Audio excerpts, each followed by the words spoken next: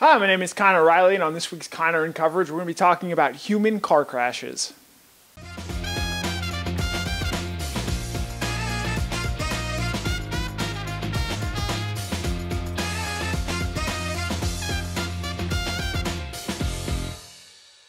Our first winner is Malachi Stark. You might remember in his first career college game his acrobatic interception of Bo Nix. Or in his first SEC road start, he picked off South Carolina quarterback Spencer Rattler, baiting him into throwing a poorly thrown football. But the play that Starks made last night against Missouri may be more impressive than either of those. Cody Schrader was on his way to a 64-yard rushing touchdown against the Georgia defense. He had done the hard work, and Starks himself could have very easily given up on the play given he was on the far side of the field, away from where Schrader was running through the Georgia defense. But Starks, a true freshman, was able to track him down and prevent a 64-yard touchdown, limiting it to a 63-yard gain. In the very next play, Missouri had a false start and ultimately had to end up settling for a field goal. In a game where Georgia only won by 4 points, that 4-point play by Starks right there proved to be the difference. And the biggest play of the night is probably the Malachi Stark's tackle on the 1 yard line, or whatever it was, 1 foot, because it allowed us to stop them, and we have played good red zone defense. I'll give those guys credit. What does it say about Malachi that he makes a play like that as a true freshman? Well, it says he's got a lot of ability. I mean, we didn't fit the play right, but we had 2 guys bust on the play, just things we don't do. But for the most part, we bottled up the run. I think if you took that run out, we controlled the run game all night. But that's a big play for Malachi. I think he tried to strip the ball out. Starks nearly had an interception earlier in the game as well, and finished with 6 tackles to go along with a pass breakup. That Georgia has one of the best safeties in America, not just freshman players, but actual true safeties. And Malachi Starks at this point in the season is a major win for Kirby Smart and his recruiting staff. Because the thing about Starks that we've already seen, he's going to continue to get better and better every week. And when you have a true freshman making a hustle play like that, it energizes the entire Georgia football defense. Man, all you can say is to care for his brothers and his teammates to run it down on the one, and then for us to go out there and stand them up and stop them. That's all the team about. That's how the defense gel. That's how the team gets closer. A lot of people say we're supposed to blow them out, but I really don't care as long as the team play together, the best 11. That's what we always say. Our first loser here is the red zone, which has turned into a house of horrors here as Georgia transitions into the month of October. Georgia's first 3 drives inside the red zone all resulted in field goals. Georgia did finish the game scoring touchdowns on its last 2 drives into the red zone, but again, for the 3rd time in 5 games this season, Georgia has had trouble finishing drives and scoring touchdowns. It very nearly got them beat on Saturday night against Missouri as they scored 3 field goals on those first 3 red zone possessions. That's just unacceptable, and Georgia has to be better in that aspect, especially when you have talented players like Brock Bowers, Darnell Washington, and Kenny McIntosh all at your disposal as guys who can make guys miss in short areas of the field.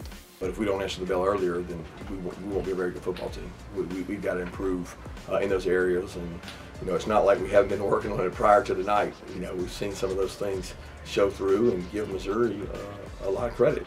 They tried to make us one-dimensional, and it was tough. It was tough sledding tonight. We didn't have our best night for sure.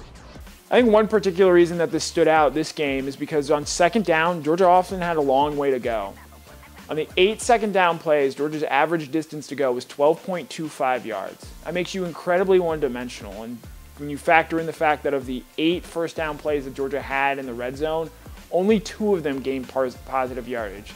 And only 1 of them featured Georgia setting up in a 2nd down and 5 or less situation, and of course that naturally turned into be Georgia's first touchdown in the red zone of the game. This is clearly an issue for this Georgia team at this point in the season. It's something they're going to have to figure out. Kirby Smart said last week it was an issue of accuracy and short yardage running situations, and both those were once again issues on Saturday night. If Georgia's going to win the national championship, they're going to have to figure out how to stop kicking so many field goals in the red zone and start scoring a lot more touchdowns in that area than they are. They outgained Missouri 481 to 294 yards and had twice as many first downs. But when you kick 4 field goals and 3 of them in the red zone, that's how you only come away with a 4-point road SEC win. Our next winner is Darnell Washington. Now, we've praised Georgia tight ends here throughout the season, and Brock Bowers once again led the team in receiving. But it's hard not to notice the impact that Darnell Washington had on Saturday night, especially when every time he caught the ball, quite literally made a dent in the Missouri secondary. There's one time where Washington broke loose and was running up the sideline. Missouri defender tried to tackle him, and Washington tried to hurdle him, and the Missouri defender got the worst of it, getting a knee to his chest and ultimately having to be helped off the field after the play. Then in the fourth quarter, Washington caught another pass from Stetson Bennett, impressing head coach Kirby Smart. And also impressed quite a few people out there watching, as two Missouri defenders literally bounced off of Washington like it was a car crash. Couldn't agree more. I mean, a lot of credit goes to Darnell, and Stetson showing confidence in him to throw the ball in his area code, and he goes and gets it. And people don't give this guy enough credit, but Darnell was one of the leaders in that locker room that was, said, I want to run the ball, get behind me, let me move people.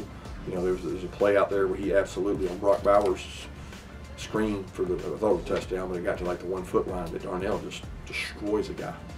There's no value you can put on that. Bowers, like so many other people, wasn't surprised by the plays made by Washington on Saturday. He's seen it happen in practice time and time again. As Washington can continue to get better each and every week of his junior season, it helps further establish why Georgia's tight end room is pretty clearly the best in the country when you're able to pair Washington with a talent like Bowers. However, our next loser is an equally talented member of the Georgia team, and that would be Jalen Carter. Carter picked up a knee injury on Saturday night, but that wasn't the least of his worries.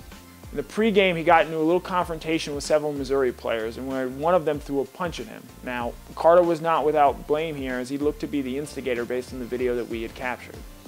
Then during the game, he experienced a cut block and his knee gave out. Obviously, the play should have been flagged there, but it wasn't, and even if it was, it does little solace, as Kirby Smart told us after the game that it's believed that Carter is dealing with a little bit of an MCL injury at this point in time. Well, it's a knee, so I don't know how bad it is yet. He tried to go back, he couldn't. I think it's an MCL sprain, which is probably good news. Tough too, because it's a tough block. It's a tough cut block that they do well, and tough on him. But he wanted to go back, he couldn't go back. Carter is Georgia's most talented defensive player, but we're not going to see him for the next couple of weeks as he tries to recover from this MCL injury. And he was already dealing with an ankle injury to start the season. And as we get closer and closer to the end of the year, it'll be interesting to sort of see how hard does Carter push to come back, knowing that he's got an NFL future ahead of him. Saw last year George Pickens elect to push to come back and play for Georgia and make an impact in the national championship game. Carter won't be out for as long as Pickens was a season ago, but it's going to be interesting to see if Carter makes the same effort to get back to 100% and get back to helping this team right away. Because this junior season, one that was filled with so much promise, has not gone as well as he or anyone who connected to him had hoped. Our final winner is Jackpot Lesney. This guy's been so money all season for Georgia. He's made 12 of his 13 field goals, and while Georgia fans may not love this next stat, he's second in the country to made field goals at this point. On Saturday, he really proved his worth, and while yes, he was kicking 4 field goals with 40 yards or less, and obviously you want to see those turned into touchdowns, the fact that he made each one of those kicks while Georgia was trailing helped keep the Bulldogs in the game. It was the pressure. Think about the pressure on each one of those kicks. Now I feel for the kid, just repeatedly putting him out there in those pressure situations, and he's so confident, and just he has a way about it. He has a routine. He really believes in, and he was the MVP of the night. He and Dejon Edwards for sure. Kirby Smart doesn't love comparisons, but at a certain point, it's fair to wonder, as great as Rodrigo Blankenship was, Jackpot Lesney's getting pretty darn close to entering Rodrigo territory. He's made kick after kick this season, the lone miss being a 54-yarder in less than ideal conditions against Samford. He's clearly someone that Georgia knows it can count on in the red zone, and hopefully going forward, Georgia doesn't have to trot Pod Lesney out there as much as he has in these past couple of weeks. But in the last 2 games against Kent State and now Missouri, he's made all 7 of his field goal kicks.